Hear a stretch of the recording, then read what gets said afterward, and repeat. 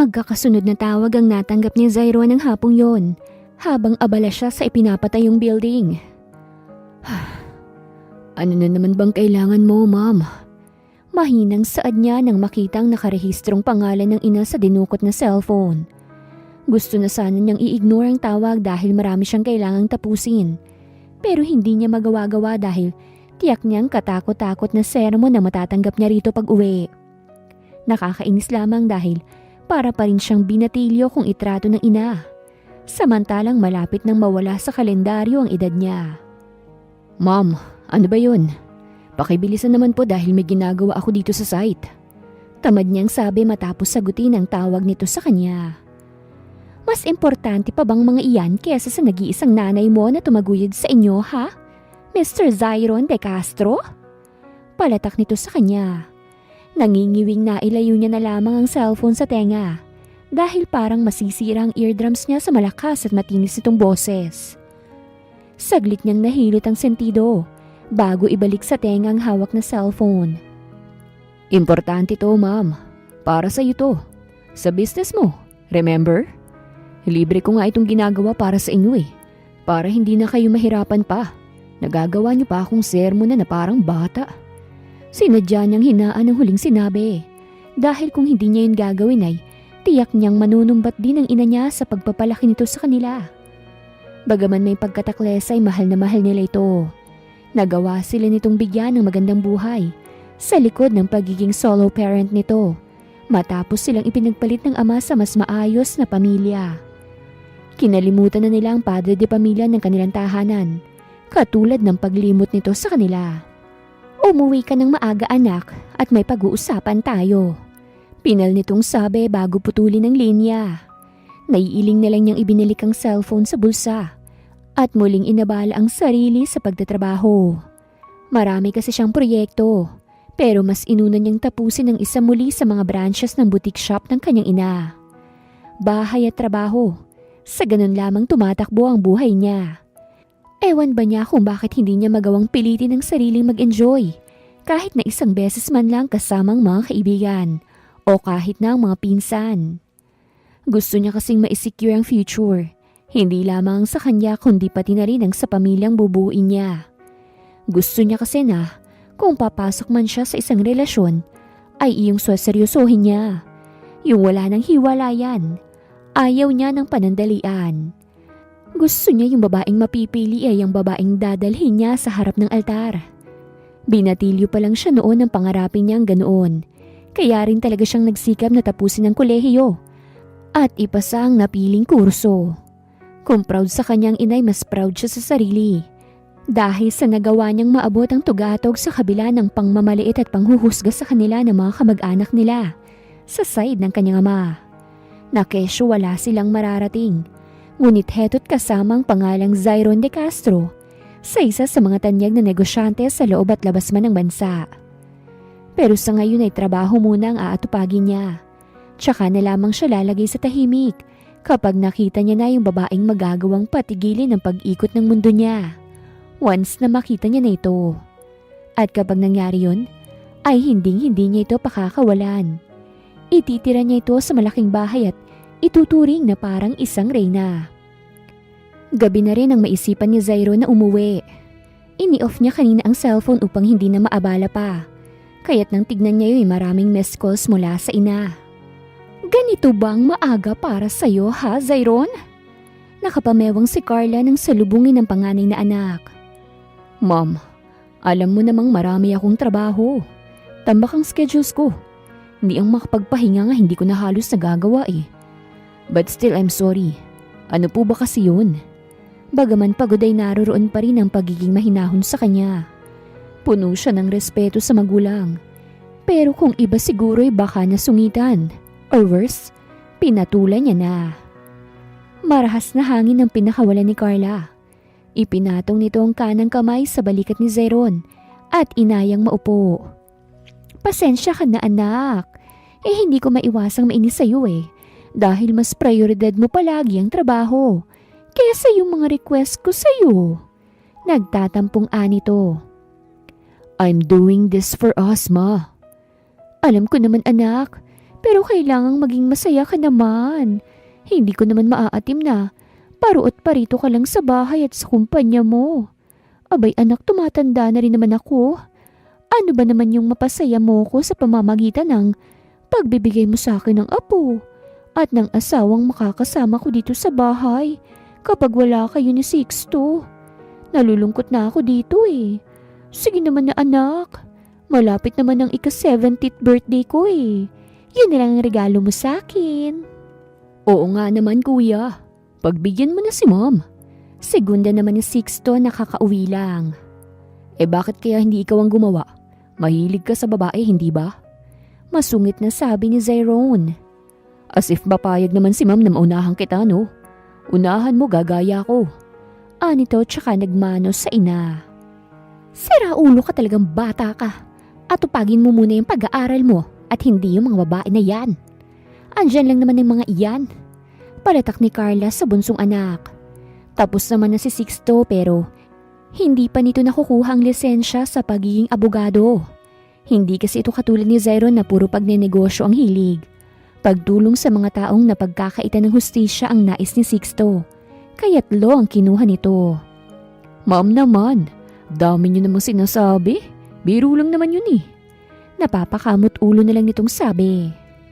Mabuti na yung nagkakaintindihan tayo. Enjoyin mo muna yung pagiging binata. Tsaka ka na kumuha ng batong ipupukpok sa ulo mo kapag mataba na yung wallet mo, no? Kondisyon itong tinanguan na lamang ni Sixto. I'll try my best, but I won't promise. Kapag kuway sabi ni Zyron na kanina pang hindi umiimik. Anak naman, mag-promise ka na. Naibalik muli ni Carla ang atensyon sa panganay na anak. Parang bata pa nitong ipinagdikit ang palad at ikiniskis yun. Please, kahit isang apo lang. Tsaka mo na lang dagdagan kapag 1 taon na. Dagdag pa nito. Napabungis-ngis na lamang si Sixto sa inaasal ng kanilang ina. Samantalang si Zyron ay pagbugan ng hangin ang tanging nagagawa. Susubukan ko po. Napipilitan man sa sagot ay kailangan niyang sabihin yon nang tantanan na siya ng ina. Aasahan ko yan ha? Sa labis na saya ay mahigpit na yumakap si Carla sa panganay niya. Ay, oo nga pala, kumain ka na ba? Tanong nito nang maalalang naghanda ito ng hapunan para sa kanila. Hindi pa. Tipid niyang sagot. Ako din ma'am, hindi pa. Singit naman ni Sixto. O siya, tara na't nang makakain na tayo. Hinanda ko yung mga paborito niyo. Ani mo'y magbabarkada lamang ang tatlo nang sabay-sabay na nagtungo sa dining area ng kanilang mansyon. Ipinatong kasi ni Carlang magkabilang kamay sa balikat ng mga brusko at simpatiko nitong mga anak. Sa kabilang banda ay kuyom at nagtatangis ang bagang ng dalagang si Liana dahil sa naaktuhang senaryo. Naroroon siya sa tapat ng pinto at puno ng pinaghalong pait at galit sa nobyo at sa matalik na kaibigan. Mga walang hiya! Mahinang sambit niya. Pilit siyang kinukumbinsi ng isip na sugurin ng dalaga, pero ayaw ng dignidad niya. Aksaya sa lakas at sa laway. Hindi niya itatanggi ang sakit dahil mahal niya si Jeric, pero mas lamang ang respeto niya sa sarili, kaya't mas pipiliin niyang lumayo. Ngunit bago yun ay inabot niya muna ang doorknob ng nakausling pinto, tsaka yun pabagsak na isinara. Batid niyang nagulat ang dalawang taksil ngunit wala na siyang pakialam pa doon. Sinadya niyang gawin yon upang malaman ng mga itong alam niya na ngayon ang relasyon ng mga ito. Liana, sandali! Umukit ang mapait na ngiti sa labi ng dalaga matapos siyang tawagin ni Jeric sa mismong pangalan niya. Nilinis niya na munang lalamunan bago ito harapin. Oh, may kailangan ka? Gusto niyang palakpakan ng sarili dahil hindi basag ang boses niya. Wala ring luha ang tumulo sa mga mata niya. Lumipat ang tingin niya kay Mary na pigil si Jeric sa braso. Kung pwede nga lang pumatay ng hayop ay baka napatay niya na ito.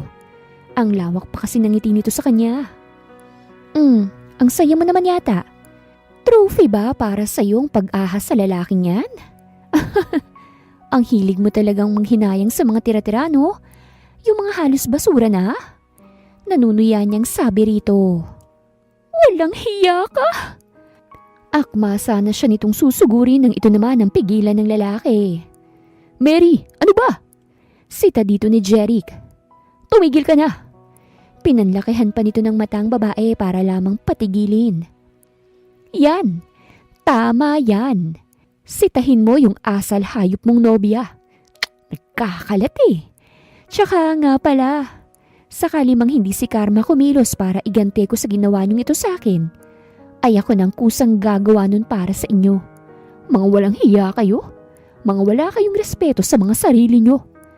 Akala nyo ba gagawa ko dito ng eksena dahil lang sa nalaman kong niloloko nyo ako? Behind my back?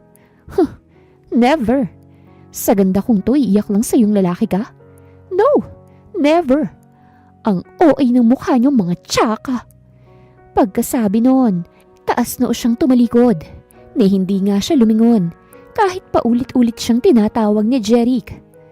Bitawan mo ko, Mary. Ano ba? Hindi, dito ka lang.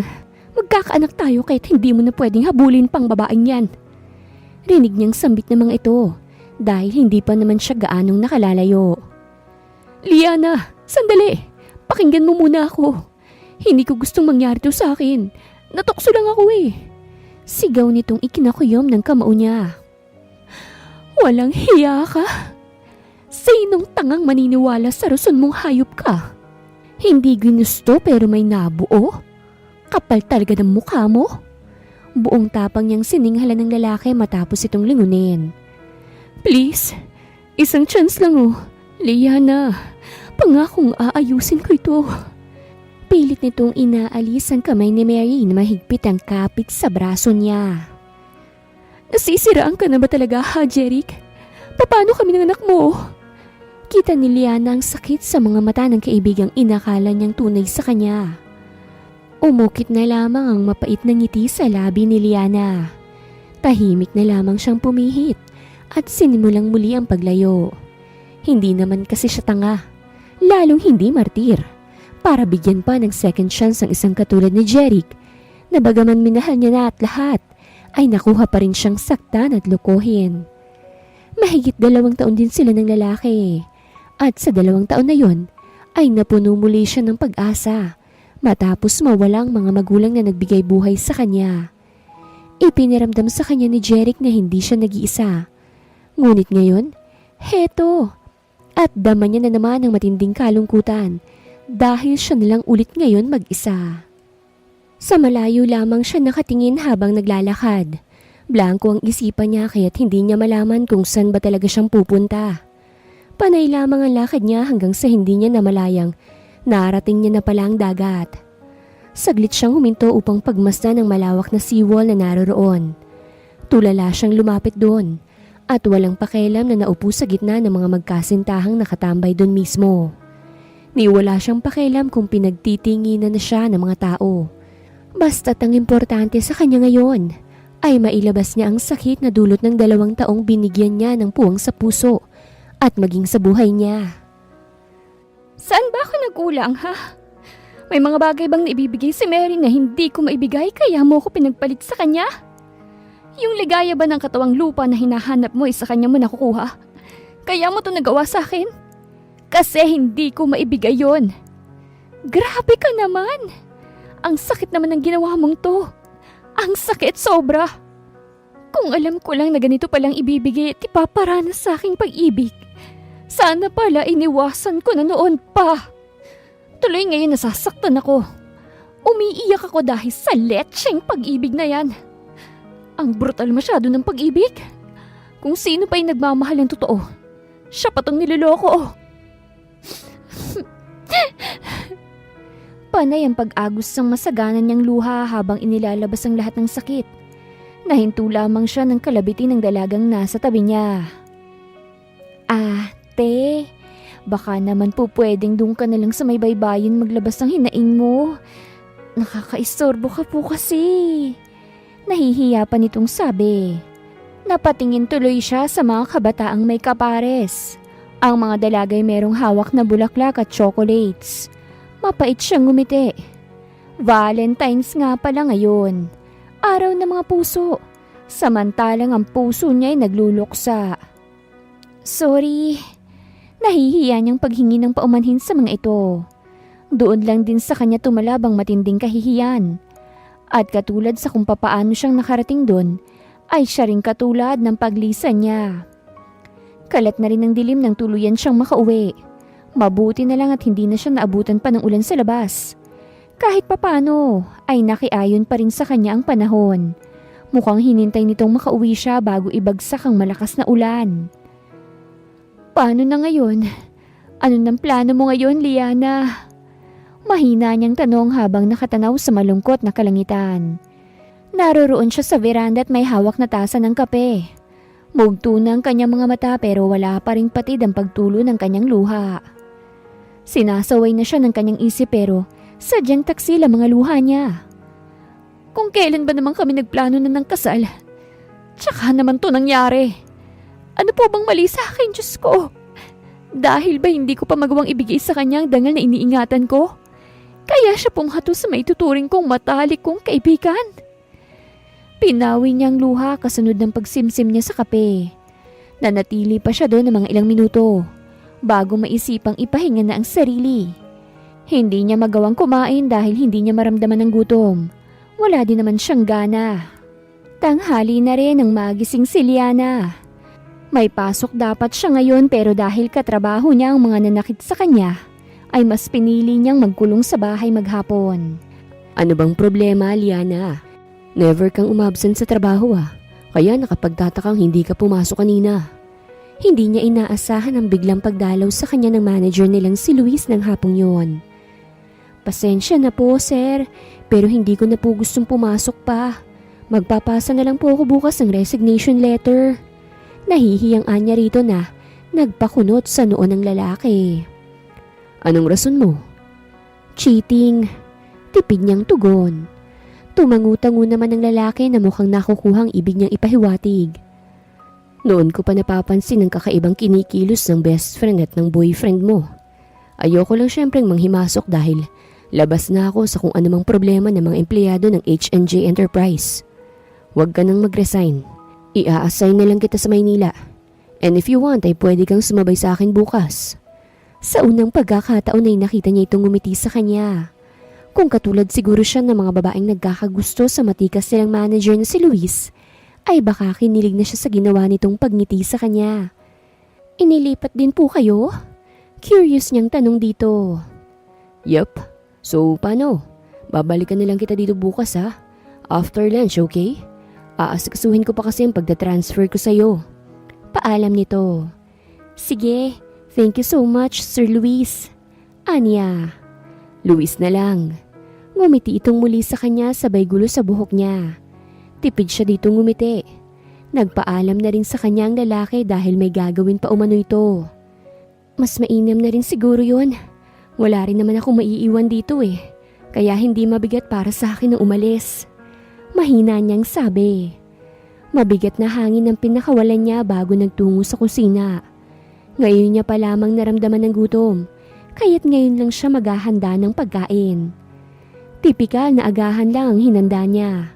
At nang matapos kumain ay naligo na siya at inayos ang sarili. Tsaka gumawa ng resignation letter na ipapasa sa dating kumpanyang pinapasukan. Okay ka. Hindi mo sa kanila ipakikitang mahina ka. Ipakita mo sa kanila na parang wala lang sa'yong lahat. Na parang walang nangyari. Na hindi ka broken. Chin up, Liana. Kumbinsin niya sa sarili nang simulang ihakbang ang mga paa sa pinagtatrabahuhan. Sure ka na ba talaga sa plano mo? Nakapila pa naman ang pangalan mo para sa promotion. Mawawalan ako ng masipag na employee niyan. Nalulungkot nitong sabi. Nahihiya naman siyang ngumiti rito. Ayaw man niyang umalis pero ayaw naman niyang manatili. Lalo't katrabaho niya ang 2 taong nanakit sa kanya ng lubos. Opo, Ma'am V. Gusto ko rin po kasing mag-explore, makakilala ng mga bagong kaibigan, at saka po, gusto ko rin po talagang makapagtrabaho sa syudad. Noon ko pa pong gustong manirahan at magtrabaho dun At saka ma'am, alam naman po nating mas malaking oportunidad doon kesa po dito sa atin. Matapat at puno ng paggalang niyang sabi sa head ng department nila. Nakakaintindi naman itong tumango kasunod ng pagtapik sa kanya. O siya, mukhang hindi na talaga kita mapipigilan dahil buo ng desisyon mo.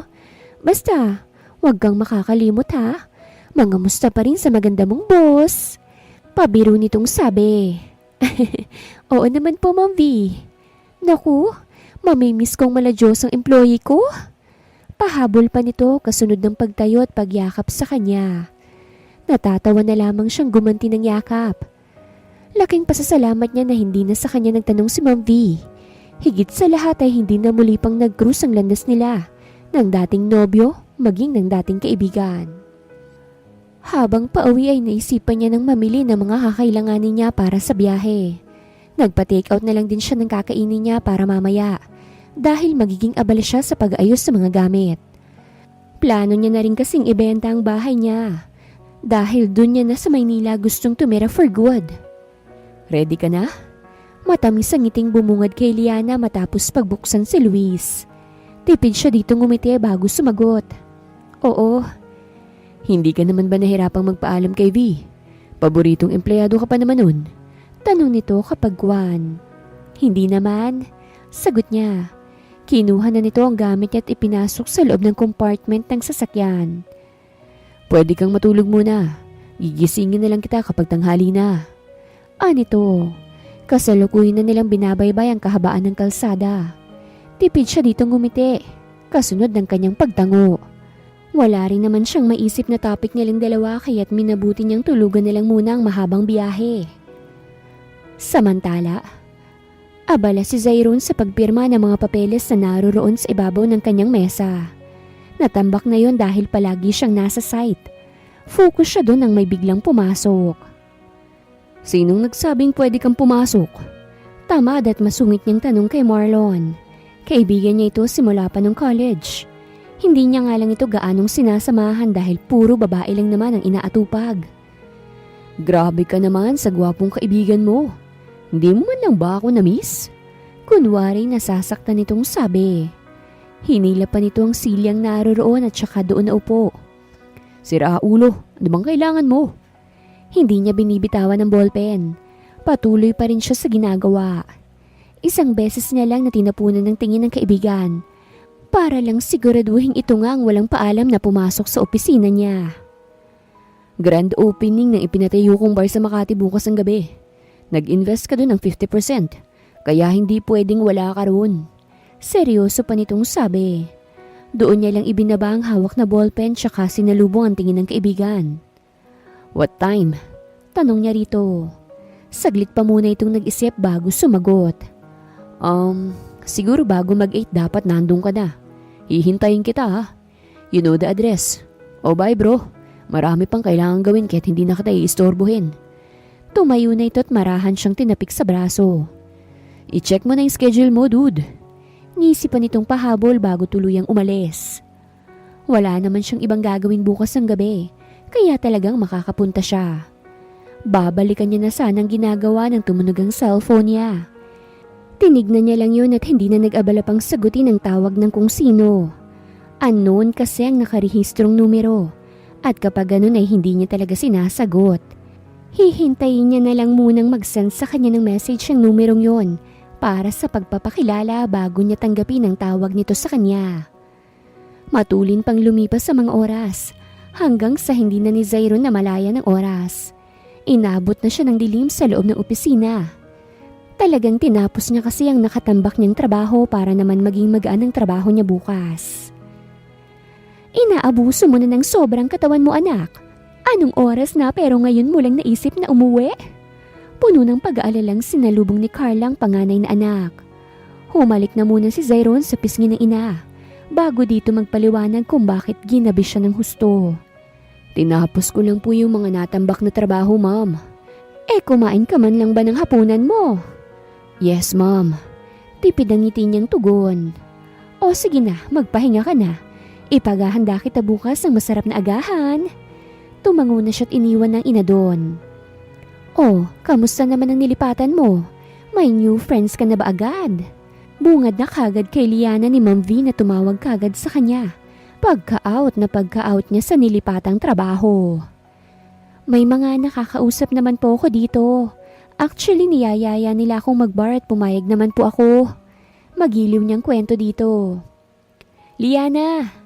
Mabilis niyang naibaling ang tingin sa bumukas sa pinto ng apartment kung saan niya napiling magstay muna hanggat hindi pa siya nakakahanap ng bahay na pwedeng i-rent-to-own. Ah, wait lang muna Ma'am V ah. Anya sa kausap. Sure, take your time. Bye. Ito na mismo ang nagbaba ng linya. Nakaistorbo ba ako? Nahihiyang tanong sa kanya ng katrabaho at kasama na rin sa apartment. Hindi naman. Bakit nga pala, Lisa? Ngumiti siya dito matapos itabi ang cellphone. Mabilis namang ipinakita ni Lisa ang itinatagong dress mula sa likod. Tada! Ito ang isusuot mo mamaya.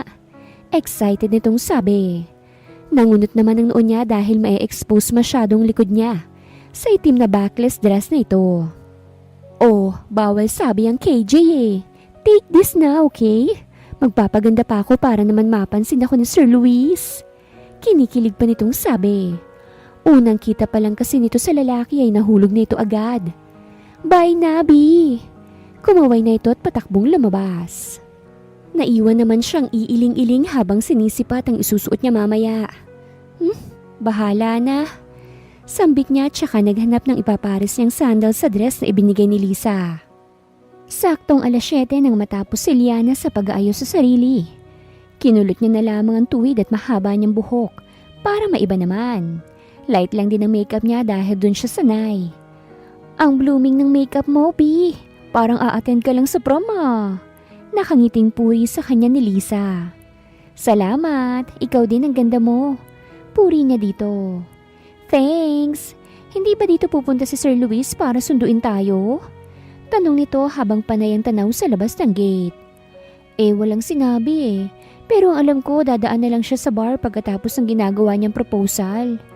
Ganun ba? So tara na? O sige.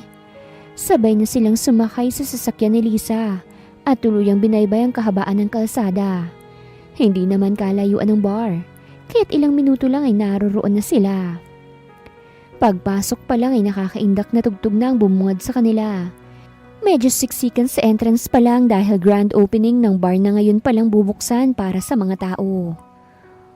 Whoo! Ang sarap maging malaya! Nakataas ang dalawang kamay ni Lisa habang sinasabayan nito ang pinatutugtog ng DJ. Napapangiti lamang si Liana habang pinagmamasdan ng bagong kaibigan. Liana! Tara na! Aya nito sa kanya. Kapag may tama na ng alak, tsaka ako sasabay, no? Natatawa niyang sabi rito. Sinadya niya pang lakasan ng boses para marinig din siya nito. Tumangon naman to kaya't ipinagpatuloy niya ng pag-inom. Hindi na umano si Luis makakasunod dahil may mahalagang pupuntahan pa. Mag-isa ka yata, miss. Gusto mo, samahan kita? Papuntang langit. Nangaakit ang tonong yun ng lalaking lumapit kay Liana. Naupo pa ito sa tabi niya at walang paalam na pinadausdos ang malalapad nitong kamay sa lantad niyang likod. Pakialis ng kamay mo bago pa kita balian dyan. Nagbabantang utos ni Liana. Marunong siyang ipagtanggol ang sarili dahil inaral niya yon. At kahit pa medyo lasing na alam niya pa rin ang mga nangyayari sa paligid. Wow! Sobrang tapang mo naman. Ganyan pa naman ang gusto ko sa mga babae. Palaban sa una pero bibigay din naman sa huli. Aray! Lintik ka! Babali ang kamay ko, babae ka! Na may lipit na lang ito sa sakit nang mabilis na kumilos ang dalaga. At walang kahirap-hirap na pinilipit ang malaki nitong braso. Binalaan na kita pero hindi ka nakinig. Hindi lahat ng babae pwede mong bastusin. Pakatatandaan mo yan ha? Panggigigil niya pa sa braso nitong halos mabali na. Bago niya pa tuluyang bitawan. Kakaibang babae. Namamanghang wika ni Marlon na kanina pang pinagmamasan ng dalagang walang kahirap-hirap kung pahirapan ng lalaking halos triple ang laki dito. Ang tindi niya. Nakakabilib talaga ang mga babaeng ganyan.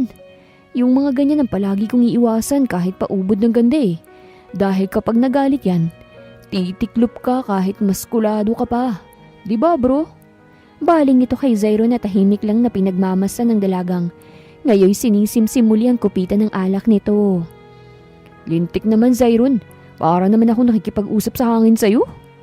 Kamot-ulong reklamo nito. Then, shut up! Malditong tura ni Zairo na nagpalaglag sa panga ng kaibigan. Langya naman oh. Naiiling na lang nitong nilagok ang laman ng baso. Pupusta ako na makukuha mong magandang babae na yan ngayon.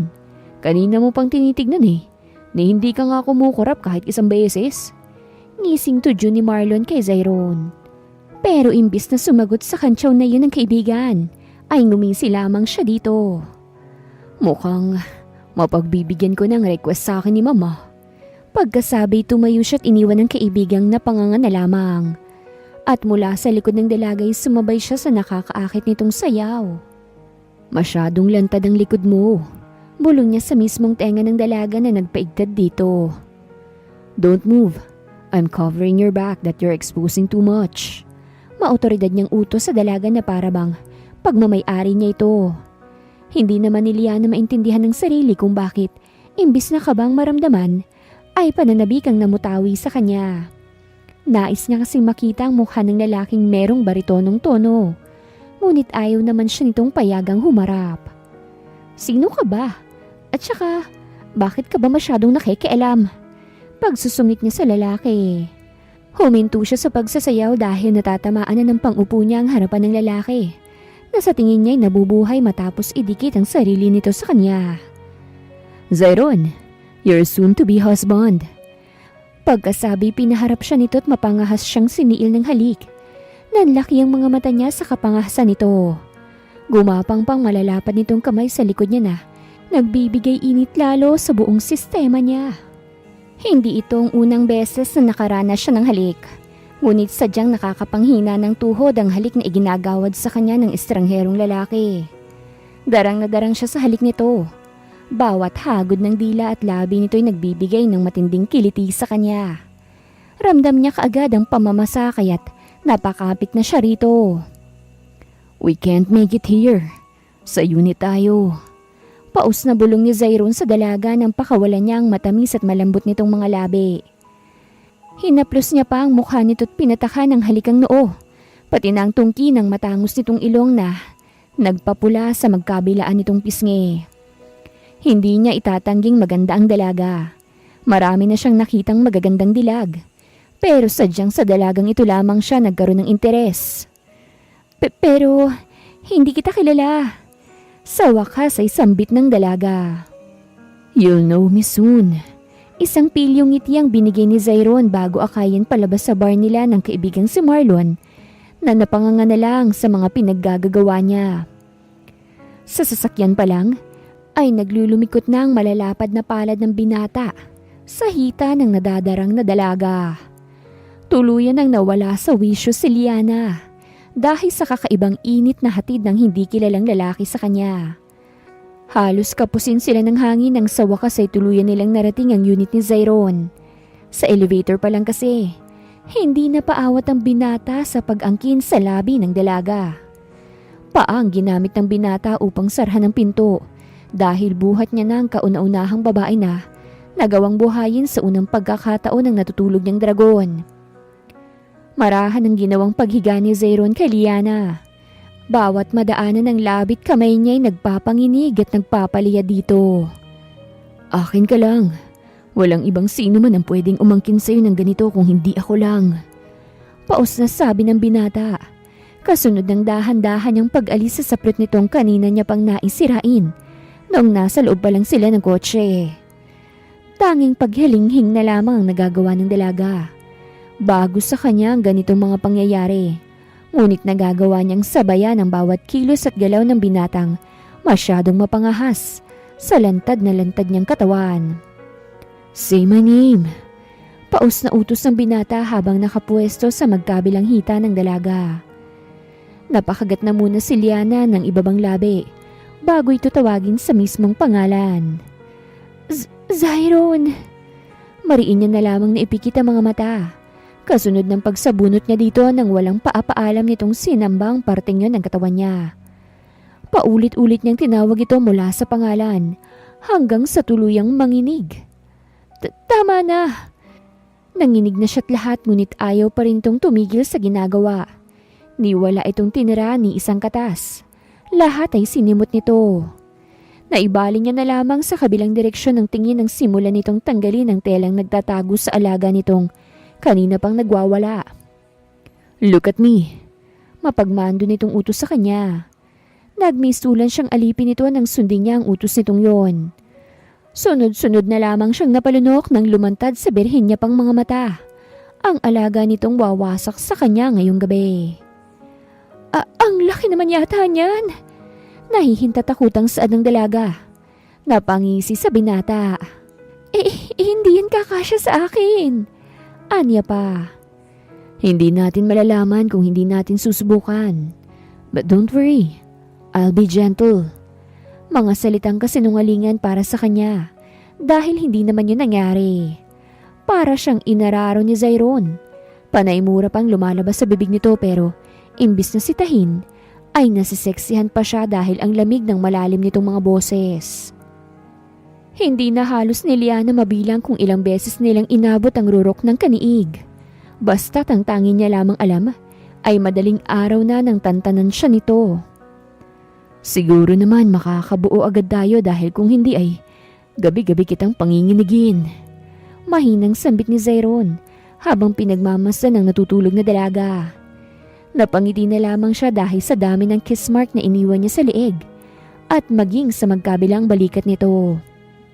Gigil na gigil kasi talaga siya sa mahubog nitong katawan. Siya ang una ng dalaga at ito naman ang nakauna sa kanya. Kakatuwaman ngunit ngayon lamang siya merong ikinamang babae. Saglit niya pa munang pinagsawaan ang maamong mukha ng dalaga bago siya dito yumakap at pilitin na ring matulog.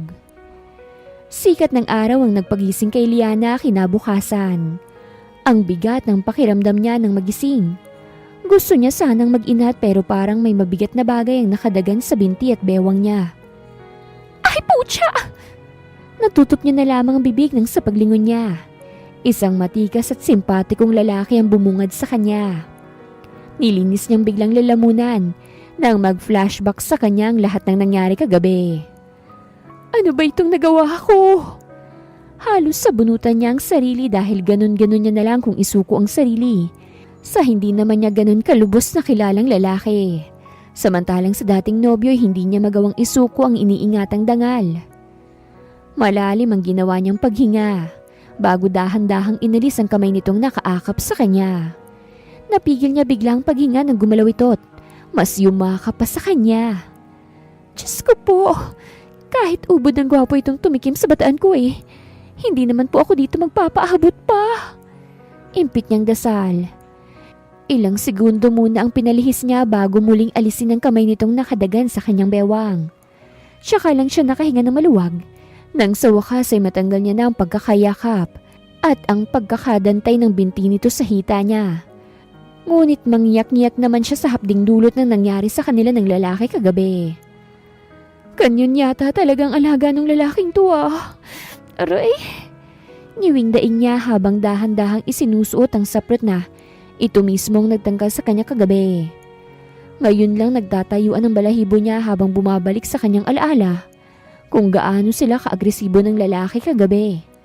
Nagmistulan siyang cowgirl sa ibabaw nito habang ito na may maninisid kung sisirin siya. Hoy bruha ka! Saan ka ba nanggaling? Babaliw na ako kakahanap sa'yo kagabi. Pati si Luis alalang-alala na sa'yo. Saan ka ba nagpunta? Gulo-gulo ang buhok ni Liza nang salubungin siya nito pag uwi niya sa tinutuluyang apartment. Nahihiya naman siyang nagbaba ng tingin. At akma pa lang sanang hihingi ng paumanhin nang mabilis nitong hinawi ang mahaba niyang buhok. Gaga! Kaya ka naman pala nawala kasi nagpasipsip ka sa kung sino mang astang vampira kagabi. Nangingiting anas nito. Shoota! Ang dami mong kiss mark, B. Gigil na gigil siguro sa iyo yung kasama mo. Sino ba siya? Mayaman? May mansyon? May kotse? Ano? Sagot! Sandali naman. Pumasok na muna tayo dahil nakakahiya kung may iba pang makakakita sa itsura kong ito. Pinangunahan niya ng pagpasok na agad namang sinundan ni Lisa. Pagkagat na lang talaga ng labi ang ginagawa niya habang papasok sila. Upang tiisin ang hapdi ng sa ganun ay tuwid pa rin siyang makapaglakad. So ano na nga? Sino yung umano sa'yo ha? O sisa muli sa kanya ni Liza. Tumabi pa ito sa kanya't atat na naghintay sa kanyang magiging sagot. Hindi ko alam eh. Basta Zyro ng pangalan. Nahihiya niyang pag-amin dito. Ay gaga. One night stand lang ang peg mo? Paano pag halimbawang nabuntis ka? Paano mahahabulin ng lalaking yun kung pangalan lang ang tangi mong alam sa kanya? Pero in fairness, kapangalan ng bumembang sa'yo ang tanyag na CEO ng construction firm dito sa Maynila. Anas nito, tanging pagkibit-balikat lamang nagagawa niya. Dahil maging siya'y hindi alam ang gagawin sakali mang magkatotoo ang lahat ng sinabi ng kaibigan. Bahala na, tangi niyang nasabi. Sino? Si Batman. Tikwas ang kilay nitong tanong sa kanya. Ako, syempre. Balabag niyang sagot dito. Sa kabilang banda naman ay kagigising lamang ni Zyron. Wala na sa tabi niyang dalaga ng kapain niya ito. Tanging ang pulang mantsa sa kubrekama ang tanging naiwan nito sa kanya. Sa tingin mo, matatakasan mo ko? Blanco ang mukha niyang sabi bago bumangon at diretsyong pumasok sa banyo. Matagal siyang nagbabad sa tubig hanggang sa tuluyang mapalis ang init na bumubuhay sa bawat himaymay ng katawan niya. Sa isang iglap ay nagawa siyang pabagsakin ng dalaga. Pasado 11:00 na rin ang tuluyang nilisan ni Zyro ng kondo. Sa kumpanya na siya tumuloy imbis na sa kanilang mansyon dahil matinding usisa na naman ang isasalubong sa kanya ng ina.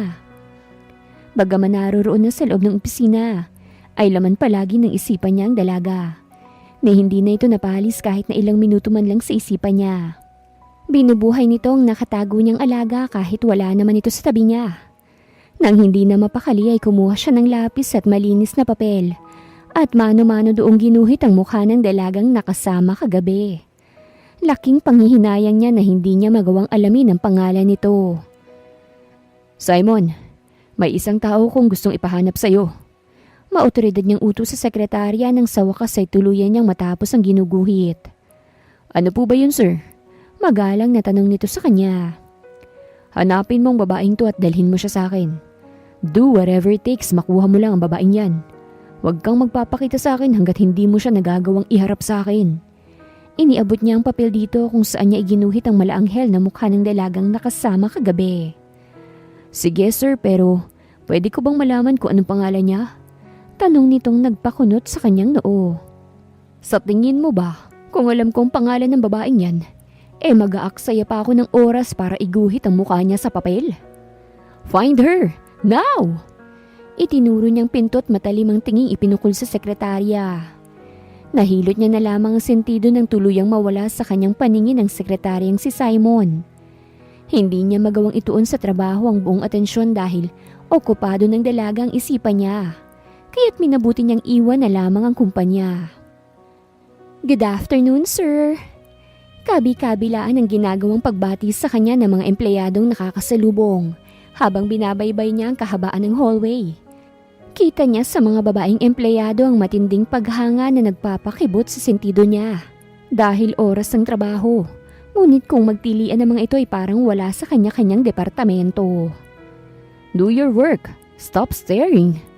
Masungit niyang sita sa babaeng janitress na tunganga na habang nakatingin sa kanya. Ang dulas ng tiles. Ayusin mo yung trabaho mo bago pa may madisgrasya sa kapabayaan mo. Anya pa rito. Nahihiya itong nagbaba ng tingin, kasunod ng paghingi sa kanya ng paumanhin. Naiiling na lang niya itong iniwan hanggang sa tuluyang marating ang parking, kung saan nakapark ang kanyang Ducati. Yun ang gagamitin niya sa ngayon. Hilig niya ang pagmumotor lalo kapag may mga bagay na gumugulo sa isipan niya. Patay na! Nanlulumong na paupo si Liana sa tiles ng banyo habang hawak ang pregnancy test na binili niya kanina. Kakaiba na kasi ang mga nararamdaman niya. Delayed din siya at nagke-crave ng mga pagkain hindi niya naman gustong kainin noon. Kaya niya naisipang bumili noon. 2 linyang nakalagay sa PT. Senyales na nagdadalang tao siya. Nangyari na nga yung kinatatakutan ko. Mangiyak-ngiyak siya nang haplusin ng manipis na tiyan. Anak! Biglang tumulo ang luha sa mga mata niya nang masabi ang ganong kataga sa unang pagkakataon. Sa isang iglap, ay magiging isa siyang ina ngunit walang asawa. Nakakalungkot lang dahil wala siyang maibibigay na isang masaya at buong pamilya sa kanyang anak. Magkakasunod na katok sa pinto ang nagpaayos sa kanya. Huminga siya ng malalim at saka pinalis ang luha. Itinago niya na rin sa bulsa ang PT tsaka siya lumabas ng banyo. "Sandali naman!" Sigaw niya dahil walang patid sa pagkatok ang taong nasa labas na parang gustong sirain ang pinto ng bahay niya. Oo, bahay niya dahil ilang araw lang matapos mangyari ang gabing yon ay meron na siyang nahanap na bahay na masasabi niya ng kanya. Dahil ipinagbili na ito sa kanya ng may-ari na mas piniling sa ibang bansa tuluyang manirahan. Ang naging benta sa bahay niya sa probinsya ang ginawa niyang pambili sa bahay niya ngayon. Nakasya lang talaga para sa isang pamilya. "Ano ba? May plano ka bang sirain ang pinto ng bahay ko?"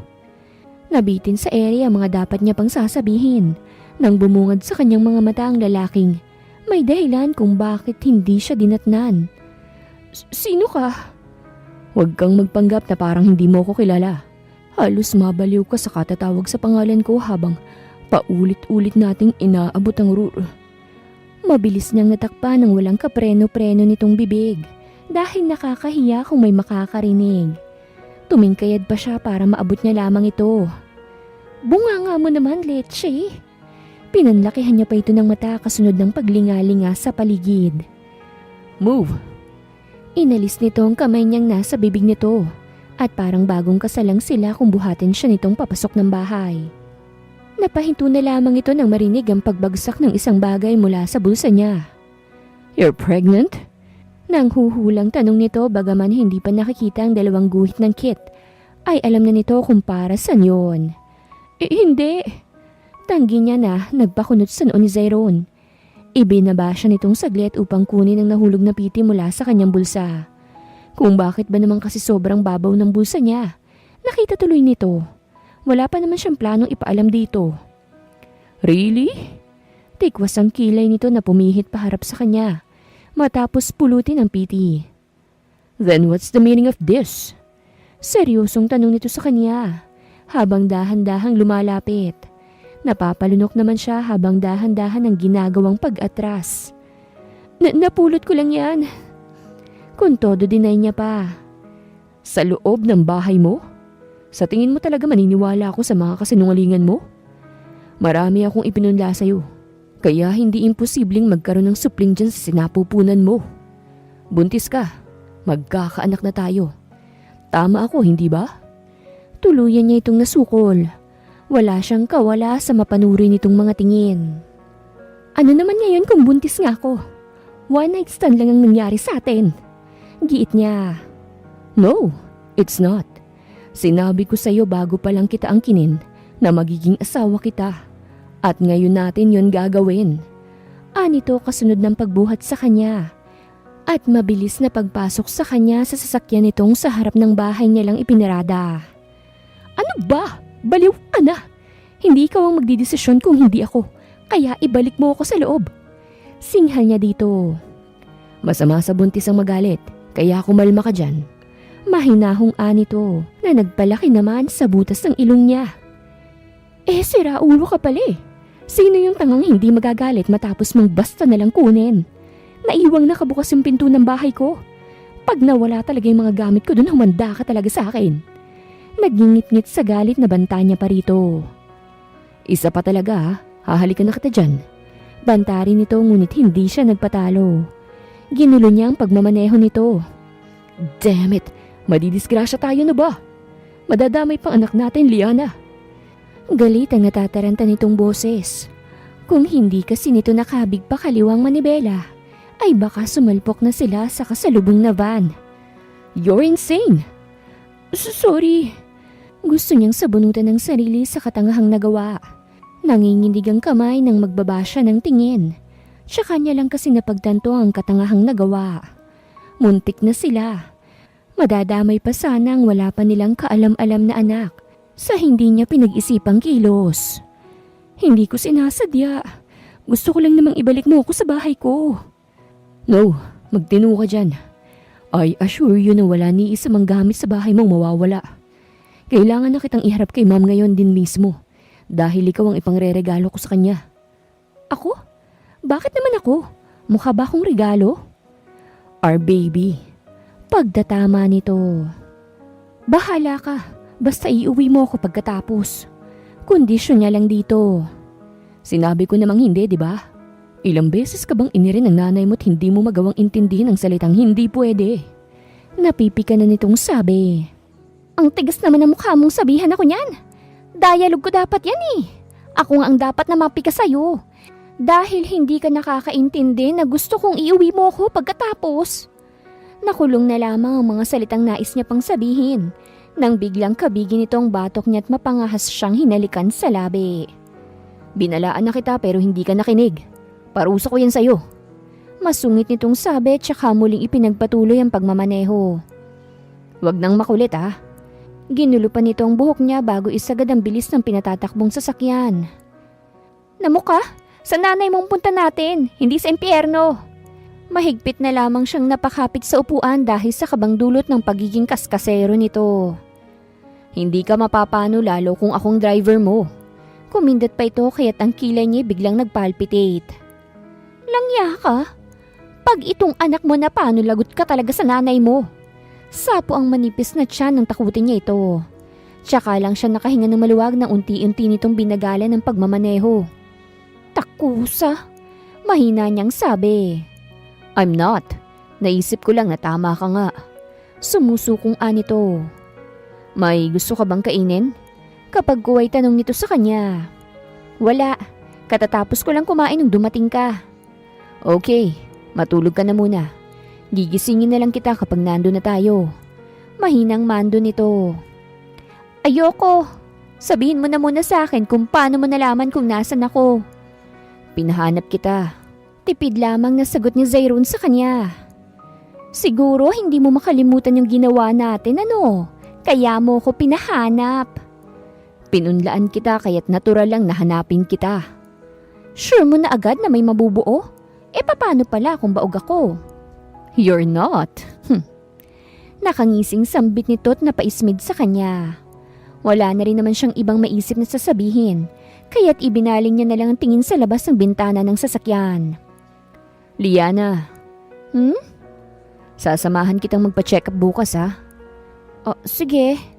Hindi niya alam kung bakit biglang kumabog ng mabilis ang puso niya. Dahil lamang sa sinabi nitong yon. Para bang may mainit na kung ano bigla na lang humaplos sa kanyang dibdib.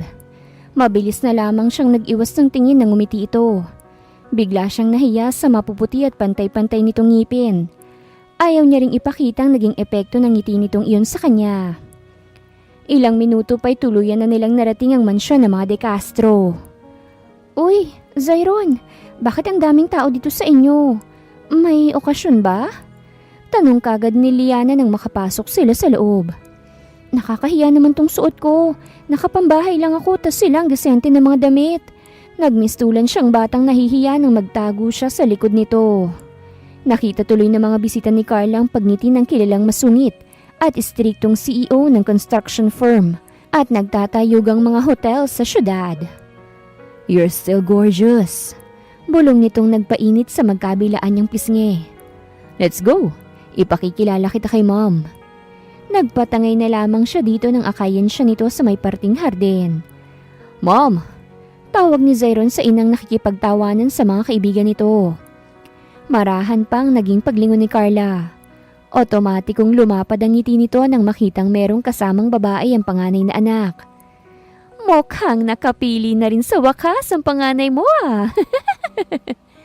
Natatawang sabi ng isa sa mga matatalik na kaibigan ni Carla. Mukha nga. Agap na sang-ayon dito ni Carla. Hi, Iha. Anong relasyon mo sa anak ko? Malambing nitong tanong sa dalaga. Your soon-to-be daughter-in-law. Si Zayron na ang sumagot. Naku, hindi po totoo yun, ma'am. Agad namang tanggi ni Liana na masyadong nabibigla sa mga nangyayari. Kunot noong tumingin sa kanyang binata. Kaya't pinandilatan niya ito dahil pala desisyon masyado. Magkakaanak na tayo. Giit ni Zayron. Pero walang tayo. Giit din ni Liana. Nagpalipat-lipat tuloy ang tingin sa kanila ng mga kaharap. I'll court you then. Walang paligoy-ligoy na sabi nito. Sagutin mo na agad, iha. Hindi naman mapigilan ni Carlang hindi sumabat. Inabot pa nito ang palad ng dalaga at marahan yung hinagod-hagod. Totoo ba, iha? Magkakaroon na ako ng apo? Kitang ningning sa mga mata nito.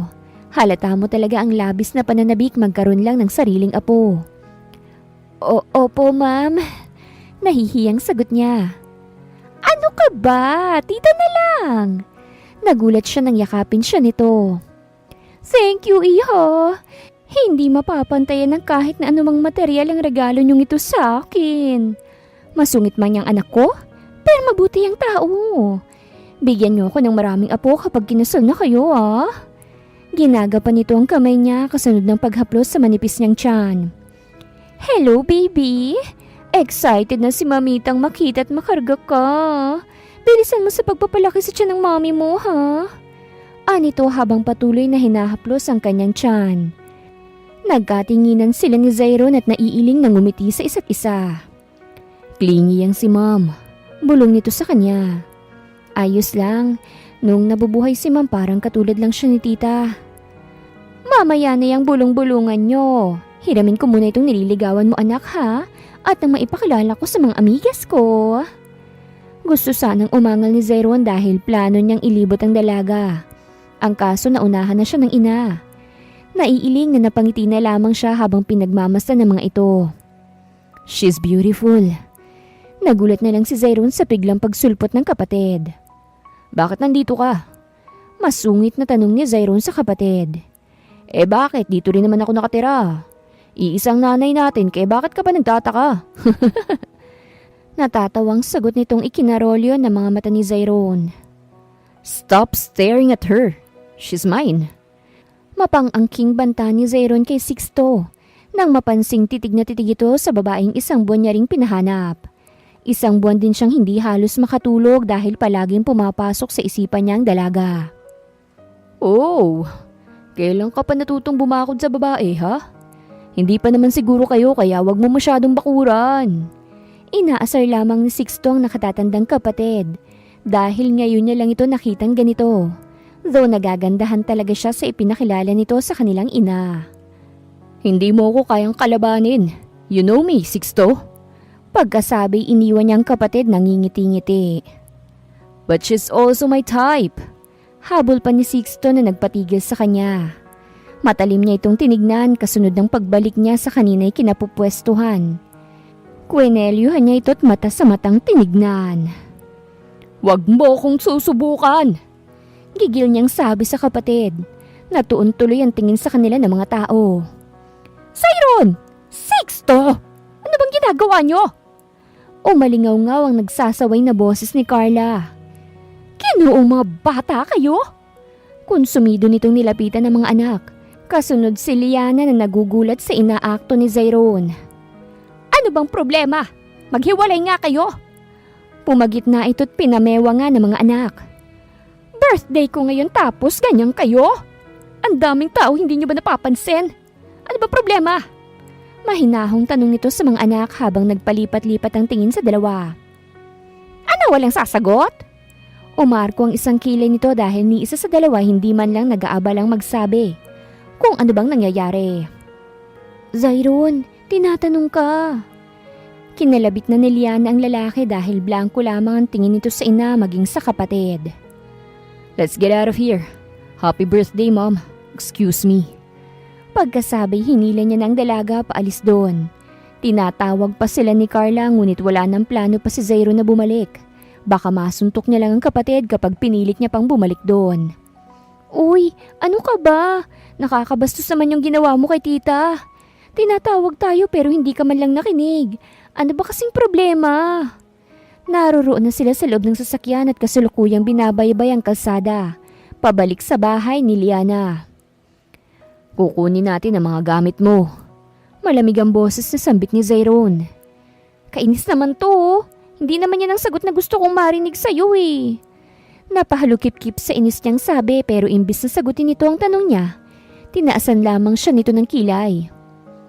Kita mo to, kalalaking tao ang taray-taray. Hindi makapaniwalang sambit niya. Bahala ka nga riyan. Hindi niya na lamang ito pinansin pa at inabala na lang ang sarili sa pagtanaw sa nagtatayugang mga building mula sa labas ng bintana ng kotse. Mary Miliana. Basag ni Zayron sa katahimikang bumalot sa kanila. Gulat ang rumehistro sa maamong mukha ng dalaga nang muli nitong ibaling ang tingin sa kanya. Nasa tamang katinoang ka ba? Oo nga't nabuntis mo na ako. Pero hindi naman natin gustong isa't isa. Ni hindi ka nga nanligaw. Nag-offer ka lang ng panliligaw. Pero wala namang gawa. Pa-check up din kaya natin yung utak mo. Mahabang litanya niya rito. I like you. Pag-amin nito matapos niyang tumahimik. Ngiwing sambit niya. Seryoso? Ako talaga? Naituro niya pa ang sarili. Hindi makapaniwalang gusto pala siya nito. Bighaning-bighani ka siguro sa akin, ano? Sinundot-sundot niya pa ito sa tagiliran. Stop it. Hinuli nito ang kamay niya at marahan yung pinisil. I said I like you. Yun lang. Huwag kang masyadong asyumera. Umirap muli ito at hindi na nag-abala pang kausapin siya. Kaya naman pala hindi ka na namin dito naabutan kasi sinundo ng boylet niya. Mapanudyo ang tanong na yun ni Liza. Anong masamang hangin ang nagdala sa'yo rito? Tanong na lamang niya sa kaibigan. Tsaka bakit mag-isa ka? Asan si Luis? Tanong niya pa dahil himalang hindi nito kasama ang ngayon nobyo na nito. Sa kanya sana manliligaw si Luis pero prangkahan niyang sinabi dito na hindi niya ito gusto at kaibigan lang ang tingin niya rito. Isa pa'y gusto ito ng masasabi niyang matalik niyang kaibigan. Nagkaroon ng emergency sa kanila. Gusto ko nga sanang sumama kaso ayaw naman niya dahil magluraw ang pamilya niya. Ayaw niya naman daw na madamay pa ako. Nakakagulat nga dahil kung titingnan, parang wala siyang dinadalang problema pero meron pala. Swerte niya lang na supportive at maganda yung girlfriend niya. Kaya kahit papano nagiging magaan ang buhay niya kapag kasama ako. Pagmamalaki nito. Ay, wow! Sarkastika niyang sabi. Tuyuin kasi si Lisa. Panay ang suyo dito ni Luis kaya papaanong naging magaan. Baka kamo pabigat. Pagtatama niya rito. Gaga, hindi no, grabe ka naman. Nanulis tuloy ang labi nito. Kasunod ng pagbaling nito kay Zairo na seryoso lang habang nakasandal sa pinto ng kotse nito. OMG! Zairo de Castro, right? Namilog ang mga mata ni Liza nang mapagsinong lalaking kasama ng kaibigan. Kilala mo siya? Takang tanong ni Liana. Syota ka! Ikaw lang yatang hindi nakakakilala dito sa kasama mo. Bulalas nito. Ang OA mo, be. Tara na nga muna sa loob. Hindi niya na pinansin pa ang mga nais pang sabihin sa kanya ni Liza dahil wala naman siyang pakialam doon. Sure ka ba? Hindi mo kilala yung lalaking yun? Gagi bilyonaryo yun. Nagmamay-ari ng nagtatayugang hotels. At may sarili rin siyang kumpanya. Bukod sa ubod na ng gwapo, bigatan din siyang tao, no? Umamin ka nga. Siya ba yung lalaking tinutukoy mo na? Naka one night stand mo? Sunod-sunod na pangiintriga ni Liza nang mabilis na sumunod kay Liana, na ngayon ay isa-isang inaayos sa mga gamit. Oo, siya nga. Baliwalang sagot niya. Oh my! Ang swerte mo naman, girl! Instant donya ka! Eksaheradong anito. Donya ka dyan. Tulungan mo na nga lang akong ipasok itong mga gamit ko sa bag. Bakit? Saan ka na ba pupunta? Babakasyon? Nagpasa ka na ba ng leave kay bossing? Sunod-sunod nitong tanong. Gaga, hindi. Buntis na ako at nalaman yun ni Zayron kanina lang. Pinakilala niya na ako sa nanay niya at inaaya ako ng kasal. Kwento niyang nagpabilog sa singkit na mga mata ni Liza. Ikaw na talaga? Support na lang ako sa'yo, ha? Basta, sa kasal niyo akong maid of honor mo, ha?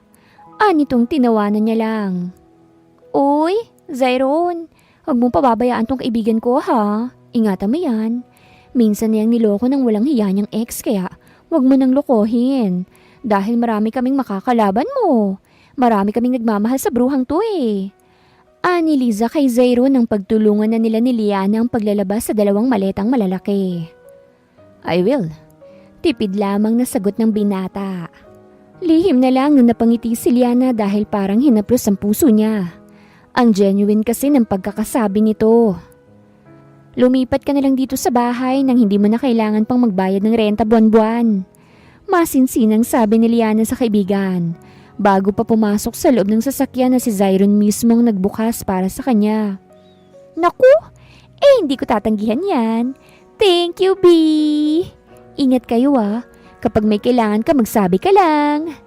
Kumaway na ito at ganun din naman siya. She cares a lot. Maswerte ka sa kanya. Ani Zyron na panaka-naka ang pagsulyap sa dalaga.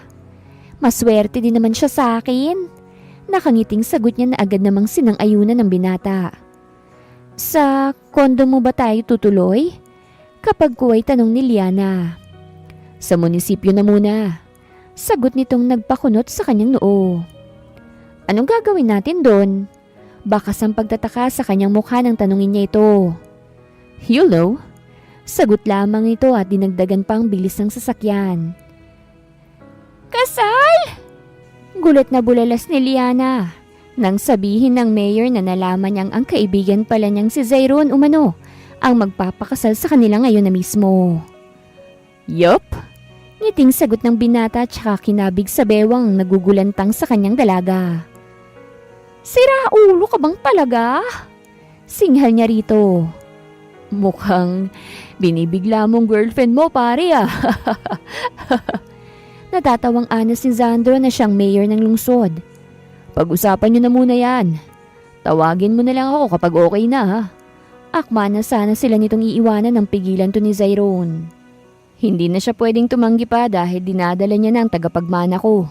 At hindi na rin naman ako papayag na mapunta pa siya sa iba. Cause she's mine. Pagkasabi masuyo niyang pinantayan ang tingin ng dalaga. Do you understand? You're mine. Kinindatan niya pa ito't ninakawan ng halik. Naiiling na natatawa na lang si Zandro hanggang sa tuluyan na nga nitong pag-isahin ng dalawa. Bago matapos, ay pareho silang pumirma ng marriage contract. Mrs. De Castro ka na ngayon, which means akin ka na. Nangingiting ani ni Zyron matapos ang kinin ng labi ng asawang binananabikan niyang mahagkan palagi. Hindi mo naman ako binigyan ng pagpipilian. Kaya ano pa bang magagawa ko? Iwas sa mga matang anya rito. Umuwi na tayo. Aya niya kapag kuwan. Yes, honey. Saad ni Zyron na nagpainit sa magkabilang pisngi ng asawa.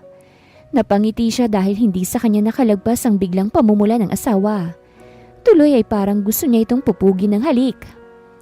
Hindi naglaon ay tuluyan na rin pumayag si Liana na muling pagbigyan ng nilalaman ng kanyang puso. Sa lambing at effort sinamahan pa ng mga surprises ni Zyron, nakuha ang kiliti ng asawa. Nang ilang buwan niya ring nililigawan bago matanggap ang inaasam-asam nitong oo. Nakakatawa lang dahil mas nauna pa yung anak at kasal bago ang relasyon nila. Ma'am, nasan po si Zyron? Kukusot-kusot ang kagigising lamang na si Liana. Hindi niya nadatnan ng asawa. Bagkus ay ang nanay nito ang nadatnan niya sa malawak nilang salas. May aasikasuhin lang daw, iha. Ibinilin ka nga niya sa akin kaya ako nandito eh. Don't worry, iha. Patay na patay sa yung anak kong yun. Kaya't hindi mo kailangang mag-isip na baka may iba. Birong sabi ni Carla. Sinalubong pa nito ang paboritong daughter-in-law. Tsaka inakay hanggang sa marating nilang dining area. Ganun po ba? Bakit kaya hindi man lang siya nagpaalam sa akin? Kahit naman po kasi natutulog ako ay, hindi ho siya basta aalis nang hindi sa akin nagsasabi. Takang sambit niya. Salamat po. Anya nang abutan siya ng mabait at malambing na mother-in-law ng gatas. Kibit balikat lang na ibigay na sagot ni Carla. May alam ito sa sorpresang inihahanda ng panganay. Ngunit ayaw nitong ibuking sa asawa nito dahil sorpresa nga iyon. Nilibang na lamang ni Carla si Liana sa pamamagitan ng pagbili ng mga kakailanganin ng apo nito paglabas. Hanggang sa tuluyang sumapit ang oras ng pagsusorpresa ni Zyron sa asawa. Di ba po, iniwan nating nakabukas ang mga ilaw? Napuno ng pagtataka si Liana nang bumungad sa kanyang madilim na bahay nila ng asawa. Imposible namang walang kuryente dahil maliwanag ang ilang bahay na katabi nila. Ay, baka nalimutan mo lang iwang nakabukas, iha. Halika na muna sa loob, buksan na lang natin. Malambing nitong sabi. Nagpatianod na lamang si Liana. Si Carla nang nagbukas ng ilaw, habang si Liana ay tahimik lamang na naghihintay na tuluyang kumalat ang liwanag sa malawak na salas. Han! Otomatikong nanubig ang mga mata ni Liana nang sumalubong sa kanya ang ubod ng gwapong asawa. Marami ang dekorasyon sa parting yun ng bahay at sa gitna nun ay nakatayo si Zyron habang may hawak ng gitara. Vocalist yung anak ko ng college! Bulong ni Carla kay Liana na emosyonal habang pinagmamasan ng asawang sinisimulan ng patunugin ng gitarang yakap. Parang matutunaw ang puso ni Liana nang kantahin sa kanya ng asawa ang kanta ni David Pomeranz na On This Day, na siya rin kinakanta ng kanyang ama sa kanyang ina. Tumulo ang luha sa kanyang mga mata na mabilis namang pinalis ni Zyron. Masuyo siya nitong hinagkan sa noo matapos ibaba ang hawak na gitara. I love you, Han. Masuyong sambit ni Zyron, kasunod ng kanyang pagluhod at pagdukot sa bulsa ng pulang kahon na naglalaman ng isang singsing na merong malaking diamante sa gitna. Huwag nang magpakipot pa, be. Lumalaki na yung tiyan mo. Sigaw ni Liza. Oo nga naman. Sabay pang segunda nila Luis at Sixto. Umoo ka na, iha. Nakahanda ng lahat eh. Bride na lang ang kulang. Gatong ni Carla. Hindi ko naman po tatanggihan ng asawa kong ito. Kasi mahal na mahal ko na ito eh. Iiyakan ko ito kapag napunta pa sa iba. Ani Liana. Napapakamot ulo na lang si Zyron na hindi nabigyan ng oras para sabihin na mga nais mo nang sabihin sa asawa bago nito tanggapin ang proposal niya. Tayo na po dyan asawa ko dahil oo ang sagot ko. Emosyonal na sabi ni Liana. But first, let me tell you how much I love you and our child. Ani Zyron. Ginagap niya ang kamay ng asawa at saka yun pinataka ng magaang na halik. Ang saya ko nung nahanap na kita. Pinangako ko noon na kapag nakita ka ulit ay hindi ko nahahayaang mawala ka pa. Nung umalis ka kasama mo ang puso ko. Dinala mo yun kaya't malungkot ang mga gabi ko. Hinahanap ka palagi nito oh. Turo ni Zyron sa dibdib. It was love at first sight. Ayoko lang paniwalaan nung una. Mas lalo pa akong nabighani sa'yo nung pumayag kang maging asawa ko at magsama na tayo.